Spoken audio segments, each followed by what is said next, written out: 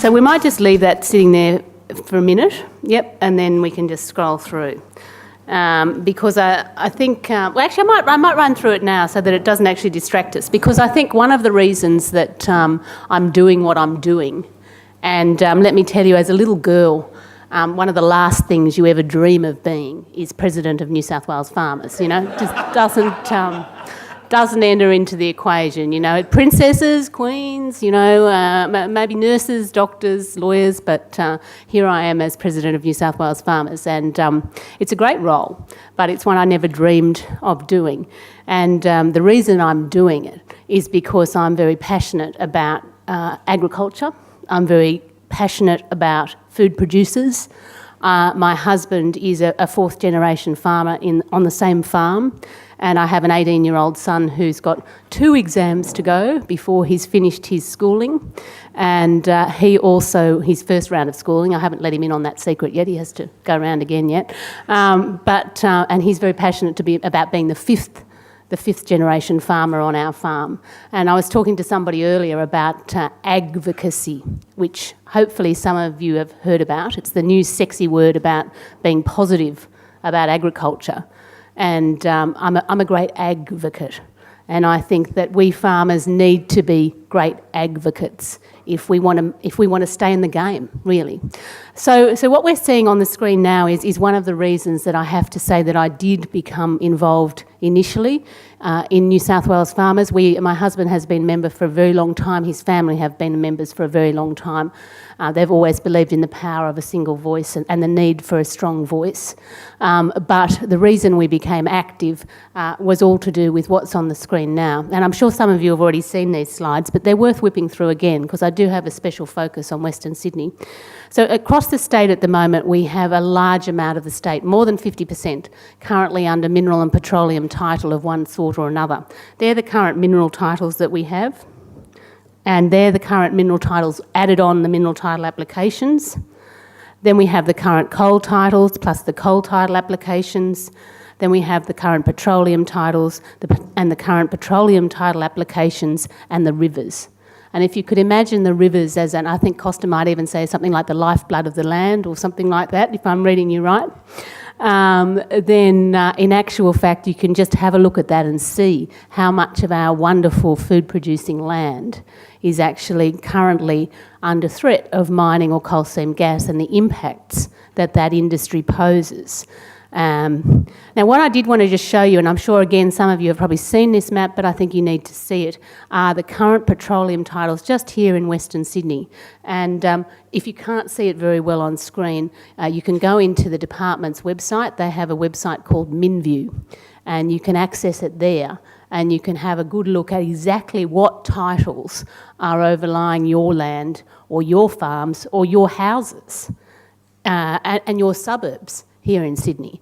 And I think that you would be absolutely astonished and amazed and appalled if you did. So I think I just wanted to get that really out of the way first. As Costa said, I was elected this year as the President of New South Wales Farmers.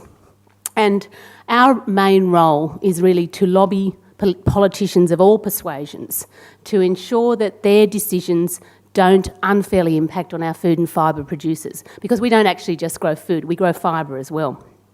Another role we have, which is increasingly important, is to bridge the gap between the people who actually grow the food, who's us, and the people who actually eat the food, who are often the people on the eastern, predominantly the people over on the eastern seaboard and in the cities. And we think that there is a huge disconnect now between the food that people actually get and eat and us people who actually grow it, and not a good understanding at all of how that food actually comes to be on their table or in their supermarkets. And there is a big misunderstanding about where does milk come from? Does milk actually come out of a carton or a plastic bottle these days? What do cows do? And wheat, what is wheat? Is it bread? No, can't see how. As an industry, we're really keenly aware of our own responsibilities to meet the growing demand for food. Everybody has heard about the percentage increases, and we know that we actually have to double our food production by 2050.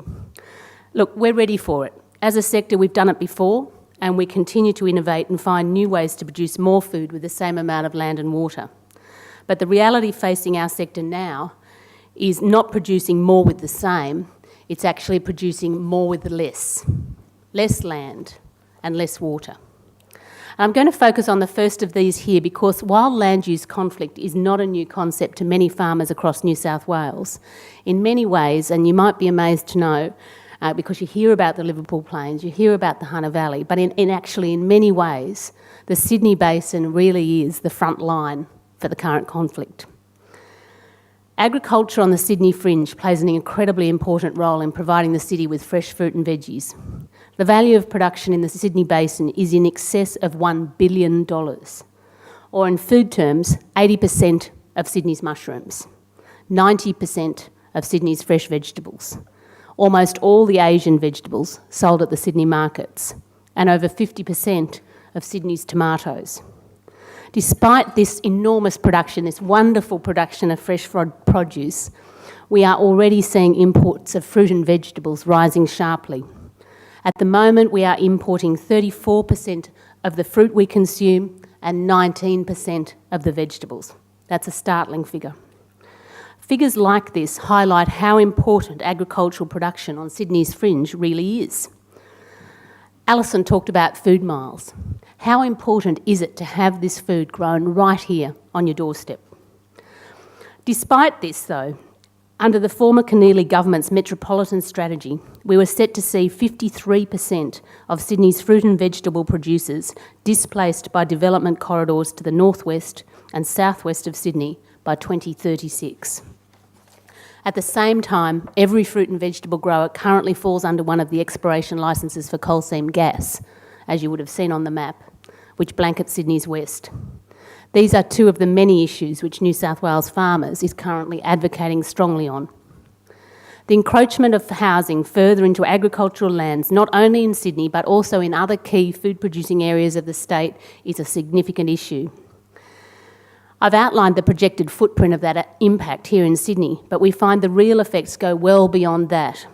As agricultural areas become urbanised, it becomes increasingly difficult for farmers to operate, as neighbours complain about fertiliser use, noise from machinery, or perhaps the smell of chickens.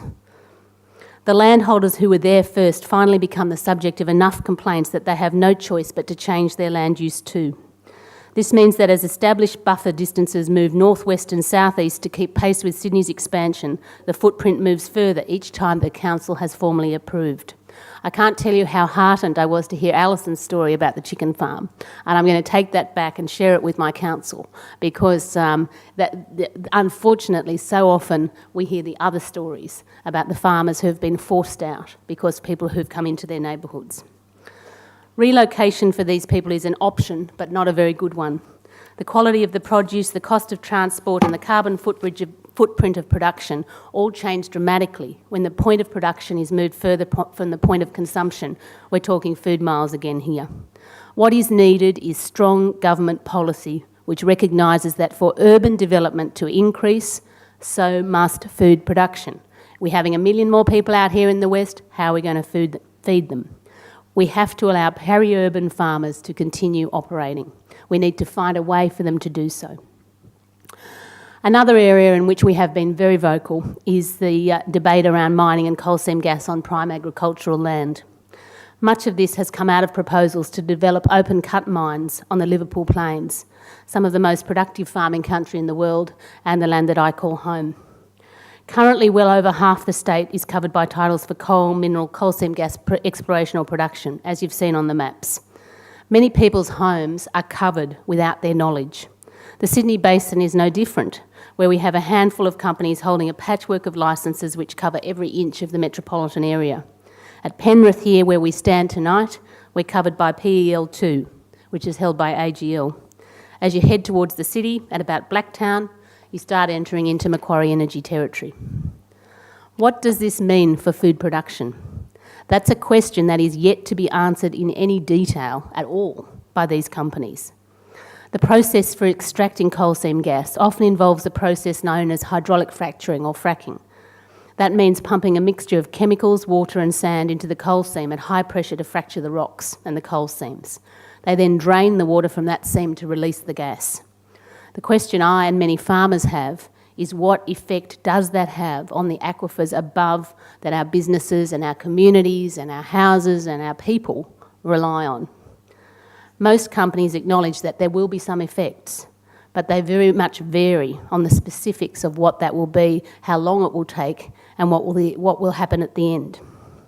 As a farmer who relies on that water, those specifics, that science that accompanies and that should accompany that industry, are terribly important. But under the current regulatory system, the state regulatory system, I have no right to know what that outcome will be.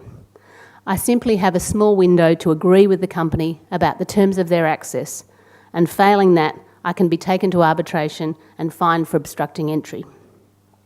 The water, however, is not our only concern. Once a project proceeds to production, a network of pipes and roads are required to transport vehicles, gas and wastewater.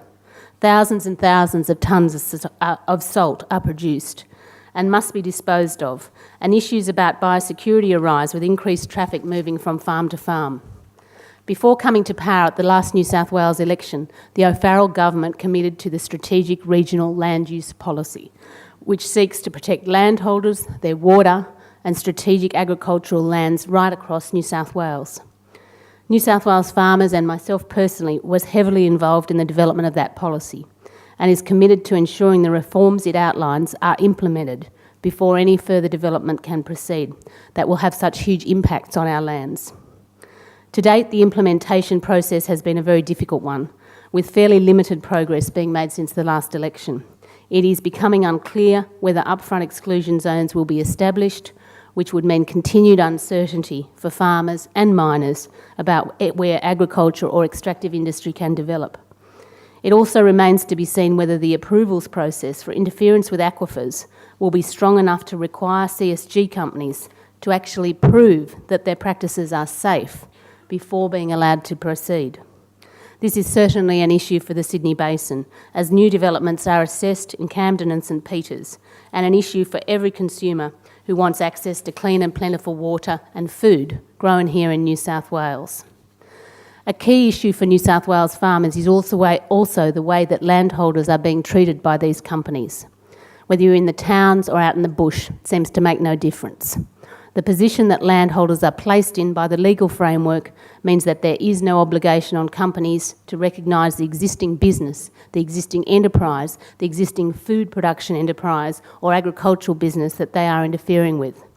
The simplest solution of this is to give landholders the right to refuse access to companies wanting to access their land.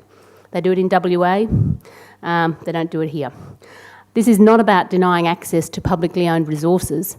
It is simply about levelling the playing field for farmers who are being asked to negotiate with multinational corporations with the threat of arbitration or court action hanging over their head.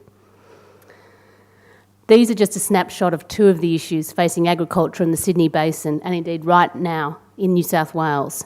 It's great to see events like this bringing these problems to light in metropolitan Sydney, because these aren't just problems for farmers, these are problems for food producers and food eaters. Thank you very much.